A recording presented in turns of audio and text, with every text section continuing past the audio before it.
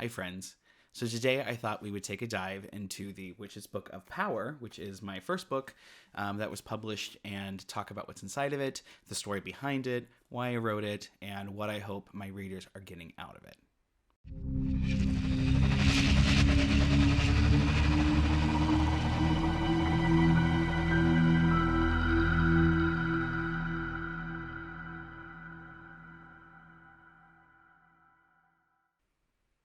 Let's begin, shall we? Okay, so inside of the Witch's Book of Power, there are a lot of what I consider to be the foundational, most important things in witchcraft. When you think about starting a practice or rejuvenating your practice, which we'll talk about in just a few minutes, then there are going to be certain things that we want to be able to take a look at. Specifically, the impetus behind writing the Witch's Book of Power was actually for people who were already practicing witches, who were looking to find a way to take their craft to the next level.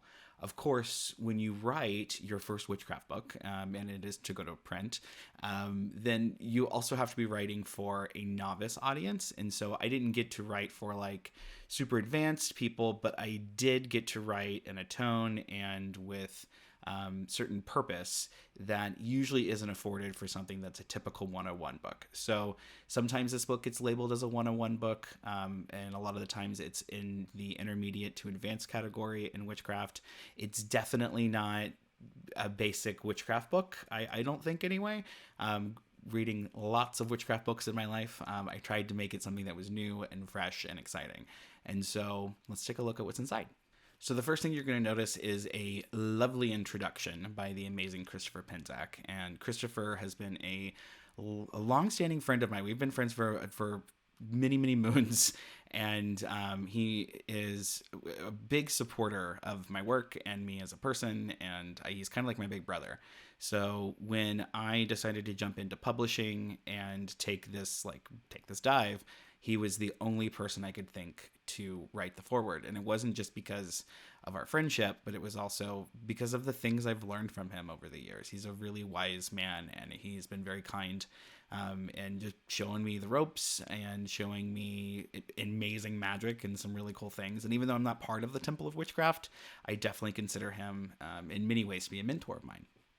So he had been not writing forewords and not doing a whole lot of endorsements at the time, and I knew that, but I sent him an email and I batted my eyes, and he was very kind, all for a chocolate bar. But what he wanted in return was for me to send him some chocolate, so I sent him some chocolate.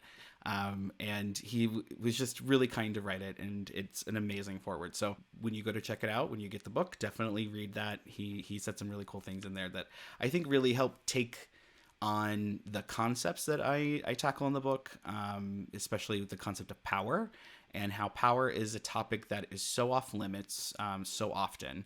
And I definitely, not necessarily intending to like run in and just do it, I guess I definitely rock some boats. This was printed in 2016. It is still in print, but it rocks some boats, and I wasn't expecting it to be. I thought this was going to be a very empowering book for people. I didn't think it was going to be like a challenging book for people, but there was definitely some interesting feedback that came from this, and we'll talk about that at the end. So it's divided into 3 parts, and the first part of the book is personal power. And in personal power, we talk about what I refer to as the witch power. So I'm actually going to read this to you, just real quick, just the definition of what the witch power is, because the series, I refer to the series as the Witch Power series. My publisher doesn't necessarily refer to it as that when they're marketing it, which they should fix that. But I refer to it as the Witch Power series, and it was written as a series.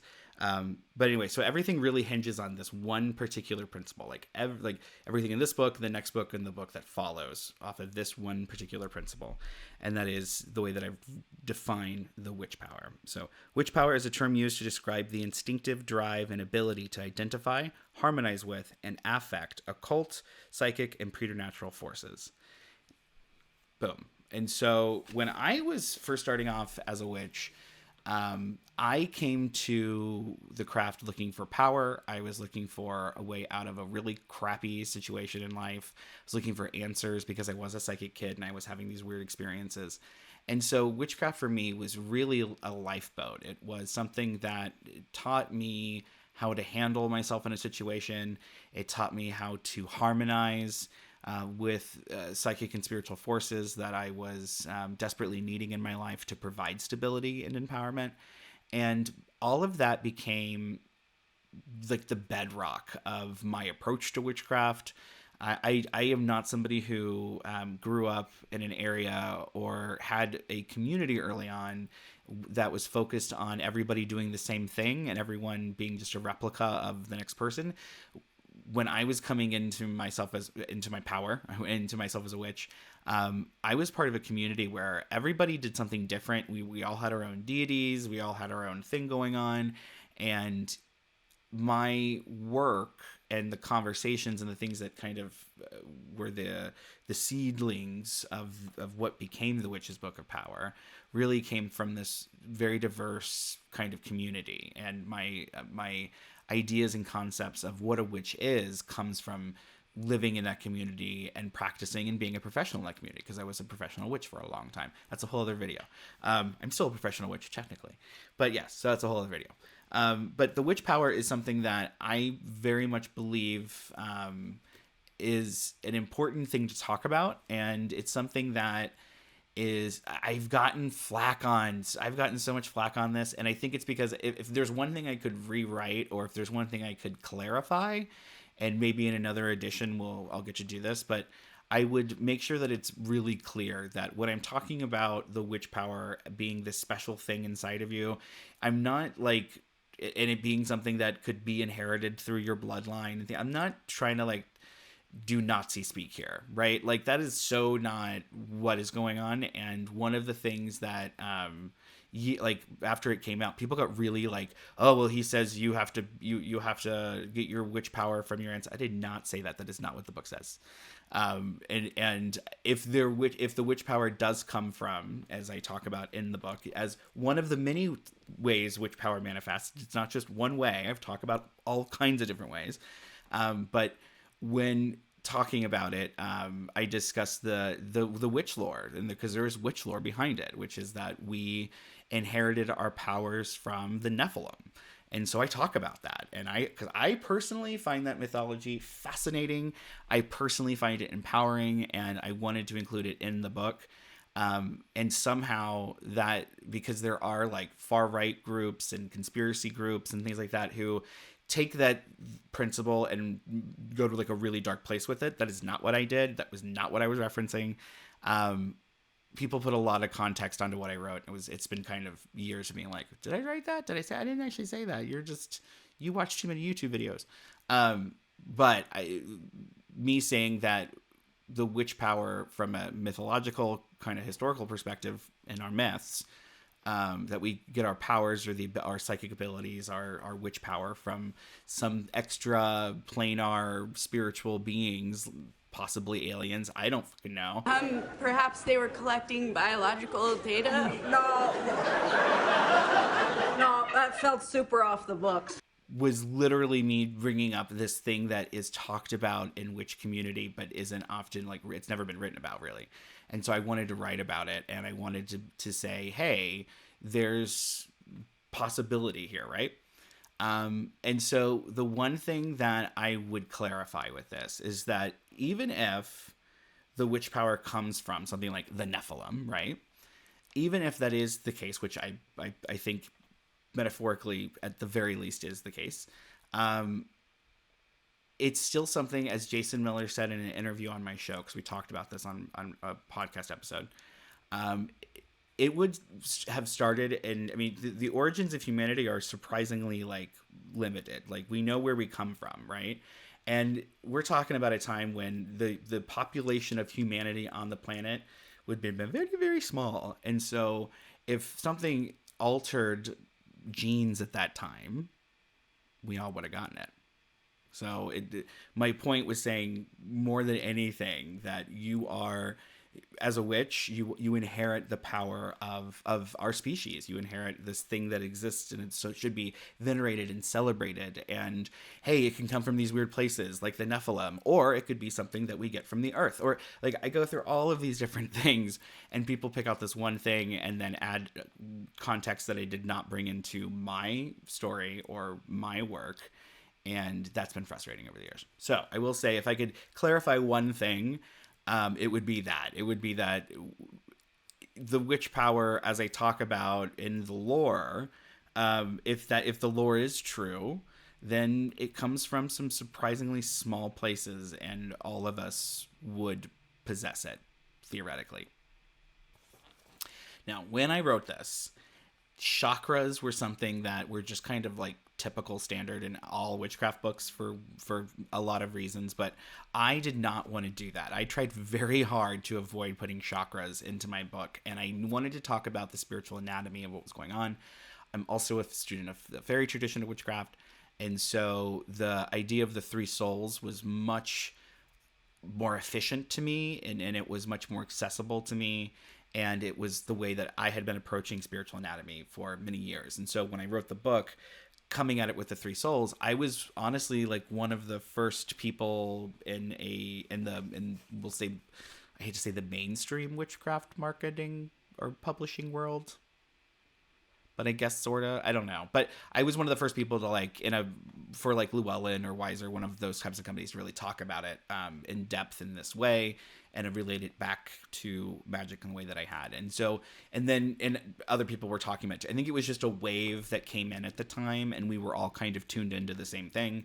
But so that's what you'll see. But my work was there pretty early on. I was pretty proud of it, actually. And Llewellyn was really excited at the time about having the three souls over the chakras and things like that. So that was really cool. I really do love my take on it for a lot of reasons, because it evolves into an exercise that we do in my tradition called the Pentacle of Sovereignty and the Crown of Sovereignty. And that is some really powerful stuff. The rituals involved for that are really, really cool. They're in the book, but that is some really powerful stuff. So I would say check that out. So part 2 is cosmic power. And the thing with this was really that this was actually the last part that I wrote for this book, and it was not exactly what I had intended. It's better than what I had intended. What came out was way better. But it's 20,000 words right there in the middle of the book. That's all references to basically how your birth chart, because we go into your birth chart and we talk about how the different placements in your birth chart can affect the way that your witch power manifests. And so we talk about almost every aspect of your birth chart, and you can go through, if you print up your birth chart, or you can find it online, and you can go through my book and you can figure out what each little placement means about you as a witch. And that information comes from a whole lot of years as a witch and as somebody who's into astrology. I'm not a professional astrologer in the way that's I've met professional astrologers who are astrology is their life. That is not me, but I am very into astrology, and I use astrology a lot in readings to help people, because I do a lot of lifetime readings and stuff. And so to help people get on track, astrology is just a really quick way of getting people on the same page, in their sessions. And so I have been working with it for so long and helping people kind of map stuff out, that getting to write about it, getting ready to put all of that into a book, was so cool. And I was really excited about it. And so it actually was way smaller originally. And then my editor was like, you should definitely pump this up. And so we did. And so it became a really fantastic reference, I must say so, for astrology and your birth chart and how that relates to you as a witch. And then there's rituals in there that work with your particular cocktail. I don't want to give too much away because it's all kind of interconnected, but it's pretty cool. So it's definitely was written for people who you're not necessarily into astrology in a really hardcore way, but you want to understand what's going on with magic and astrology, and basically how to work with it in a way to get the most power, because the theme of the book. And then last but not least is allies in power. And we talk about everything from the star goddess, who is a big pinnacle for a lot of different traditions. And the star goddess is a very omnipresent energy that's quite interesting to talk about from an occult kind of philosophy perspective, and ecstatic witchcraft relating to that. And then we talk about the different gods of witchcraft, and I provide my information from my own path, which is a whole experience writing about your spirituality. Like, your actual spirituality is very weird. And then going to spirit guides and angels and things like that, demons, imps, the fae, familiars, all that kind of stuff's in there. And so the whole book itself is meant to help you as a witch concentrate your power, cultivate your power, and understand where you might be coming up against things that are resistance, or where you might find limitations, and how to break through those things. Also, there's a lot of work on internal development stuff. Psychic development is a big part of what's going on here, because my belief strongly is that witchcraft is just another form of psychic ability, and I talk about it throughout the series in different ways.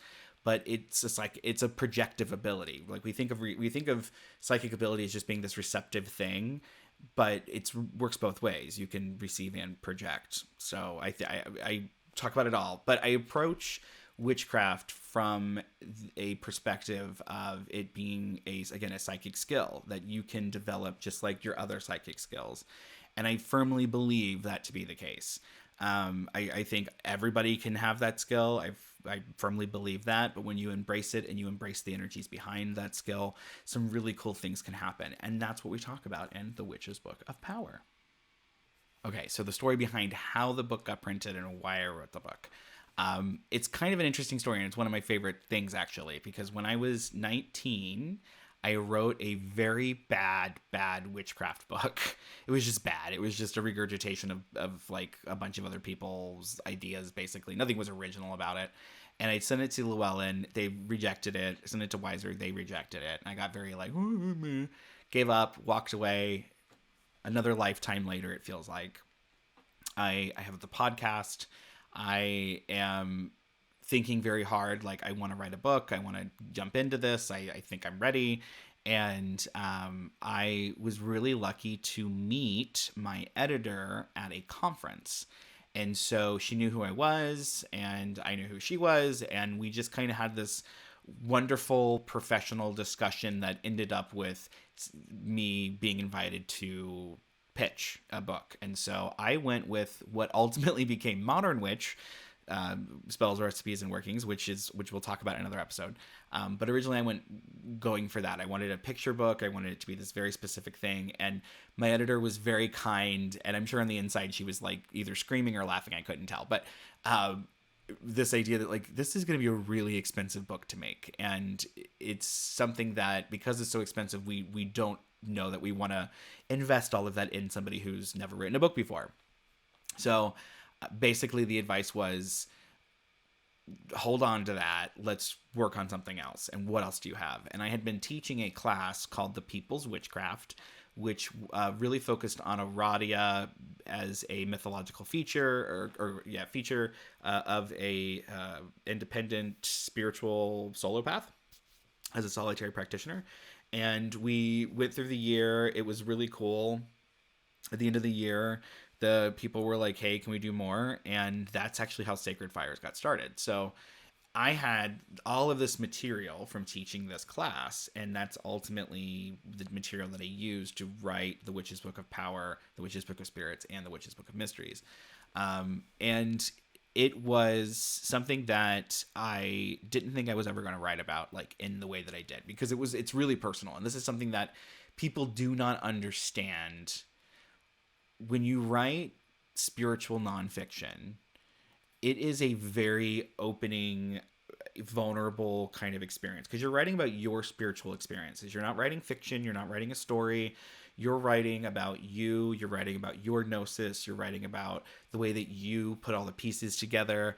And it's a really vulnerable act. And so I was prepared to do Modern Witch, because Modern Witch I had kind of branded in my head, and I had this whole idea of what it was going to look like. But when it came to writing this series, I had to go through just kind of a mental process of being like, okay, you're about to just tell everyone your business and you're about to just tell everybody what you do. And that is either going to be a really cool thing or a really horrible thing.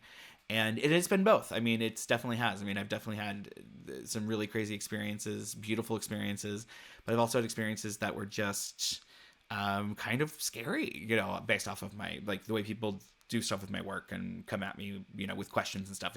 It's very not at all what I was expecting. And oftentimes people will know things about me that I'm like, how do you know? Oh, I wrote about it in a book because I was trying to explain what was going, you know, so stuff like that. And so one of the things that I am proud of in reviews for all of these books has been that I have a really approachable way of looking at the craft, and that I like to take big concepts and kind of break them down, and then I'm good at that. And so that means the world to me. Thank you, reviewers, for saying those things. It definitely gives me input as an author. That's like awesome. But really it was like I get praise for that, but really it just comes from this place of trying to be as delicate and sensitive as I can about things that I think are really important, and share in a really intimate kind of way. So I'm glad people like it, but it definitely wasn't what I was expecting to do. But I'm glad it happened, and I'm glad it worked out that way. So yeah, so The Witch's Book of Power came out in 2016, and immediately, as like when it was done, I knew I wanted to write The Witch's Book of Spirits. Like I knew that was happening. I pitched it, and it was contracted before this book had come. Before I was done with this book, I sent the pitch in, finished the book, signed the contract for the next one, and then before The Witch's Book of Power came out, I had turned in the manuscript for The Witch's Book of Spirits, which was a whole weird thing to write a book and then write another book and then go promote the first book. It's really weird because your brain is in a different place completely. But that's what I did. I wrote a lot at that stage, and I like writing. But like one of my first haters was this guy who I was in the process of writing book number 2 while this book's coming out, and I had talked about how I was able to like do like 6,000 words in a day, and how that was really amazing for me, and that's amazing for like any writer. And the response that I got was like, oh, real writers don't talk about their word count, and then like gave me this whole shaming thing, and then stalked me on Amazon and Goodreads and left these horrible reviews, and like literally just would say he only bought the book to hate read it because he didn't like what I posted on Facebook about me reaching my word. Like, what? Like, it was just blah stuff. So like that was my first, like, walking out of writing The Witch's Book of Power. That was my first like experience with the world as a writer, was getting this like really unfortunate kind of feedback from this person who I later found out was a writer and was struggling to finish a project, and so, but they were projecting, and that's fine, but that's not on me. But at the time it was like, okay, well, here we go. And I, when you write something, you get kind of challenged in that, like, in your life. And so I wrote The Witch's Book of Power. And so I was confronted with a lot of challenges to power in my own life, and the way that I had written about them, and my family, and things like that. People were getting very sick. When I was writing The Witch's Book of Power, my mom fell very ill, and she got very sick. And so I was dealing with finishing up the manuscript, flying back and forth between California and Ohio. And I was really going through this like thing, really just like emotionally, mentally, spiritually. It's very draining at the time. So what you see is just as much of a teacher's notes and the stuff that he would talk about in his classes, as you're seeing somebody who was going through stuff and using what he was writing about in the time, like while he was writing about it. So that was really cool too. So there's it's personal, it's intimate, and it's powerful. Witch's Book of Power. Anyway, so The Witch's Book of Power is available everywhere. It's on Barnes & Noble. You can get it on Amazon. You can also find it at your independent bookstore or a cult shop, magic shop. In fact, that's actually who pretty much where most of my sales come from, are those small shops. So thank your independent retailer, because they may not know that I'm thanking them right now. So thank them for me. But definitely go in. You can ask for it by name. You can order it online. It is on sale a lot on Amazon, like every 2 months, like it'll go on sale, because Amazon has lots of sales. There's also on Audible, only on Audible, there is a audio version that's done by the amazing James Foster, who does the Firefly books, so that's pretty cool. He also did Matt Oren, my husband's book, his audiobook for both of his books. So he's a really cool guy. He's very kind, and he jumped on and said, yes, let's do The Witch's Book of Power. And so it is available on Audible as well as in paperback. So definitely check it out. And Kindle, of course, is available in digital, and you can find it everywhere. So please do find it, and please do give me a 5 stars, because I need them. I desperately need your validation. And thank you for paying attention. Thanks for watching all the way to the end, and I'll be back in a few days with something else.